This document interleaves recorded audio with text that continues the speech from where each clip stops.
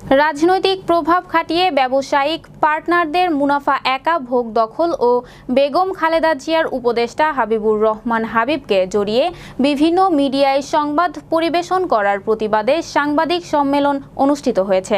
সোমবার দুপুরে ঈশ্বরদীর মুলাডুলি সবজি আড়তে ব্যবসায়ী ও স্থানীয় বিএনপি নেতাদের পক্ষ থেকে এই সাংবাদিক সম্মেলনের আয়োজন করা হয়। সম্মেলনে ব্যবসায়িক সমিতির সাধারণ সম্পাদক আব্দুর রাজ্জাক লিখিত বক্তব্য দেন। তিনি বলেন, রেজাউল করিম সোহেল ছাত্রলীগের রাজনৈতিক প্রভাব খাটিয়ে বিভিন্ন সন্ত্রাসী কায়দায় ব্যবসার মুনাফা একা ভোগ করে থাকেন। বিষয়টি নিয়ে সমিতি ও স্থানীয় ইউপি চেয়ারম্যান বরাবরে আবেদন করেও তারা কোনো সমাধান দিতে পারেননি।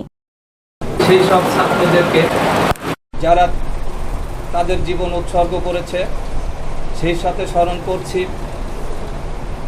যারা ৭১-এ মুক্তিযুদ্ধ করেছে, যারা ভাষা আন্দোলনে শহীদ হয়েছে এবং এই আন্দোলনের শুরু থেকে আজ পর্যন্ত যারা আহত হয়েছে সকলের সুস্থতা কামনা করে আমি আজকের এই সংবাদ সম্মেলনের কথা শুরু করছি। প্রিয় সাংবাদিক ভাইরা, আসসালামু আলাইকুম। আমি মোহাম্মদ আব্দুর রাজ্জাক, মুলাডুলি কাঁচামাল আড়তের প্রতিষ্ঠাতা ব্যবসায়ী। আমার ব্যবসা প্রতিষ্ঠানের নাম মেসার্স আব্দুর রাজ্জাক ট্রেডার্স এবং আমি এই প্রতিষ্ঠানের কাঁচামাল ব্যবসায়ী সমিতির সাধারণ সম্পাদক।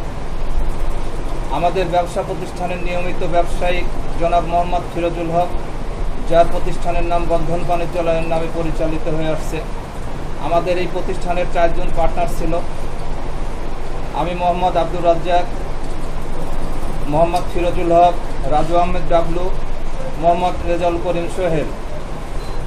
পরবর্তীতে বন্ধন বাণিজ্যালয় প্রতিষ্ঠানের উপর ব্যবসায়িকভাবে রেজাউল করিম সোহেল তার রাজনৈতিক অপকর্ম এবং সমস্ত কৃষি শক্তি দিয়ে ব্যবসার সমস্ত মুনাফা একা ভোগ দখল করতে থাকে এবং এই অবস্থায় দীর্ঘ সময় আমরা অপর 3 জন পার্টনার মোহাম্মদ আব্দুর রাজ্জাক, মোহাম্মদ ফিরোজুল হক এবং রাজু আহমেদ ডাবলু মৌখিক এবং লিখিতভাবে অত্র প্রতিষ্ঠানের সমিতির কাছে আমাদের অভিযোগ দাখিল করি এবং পরবর্তীতে অত্র ইউনিয়নের চেয়ারম্যান সাহেবকেও লিখিত আকারে অবহিত করি।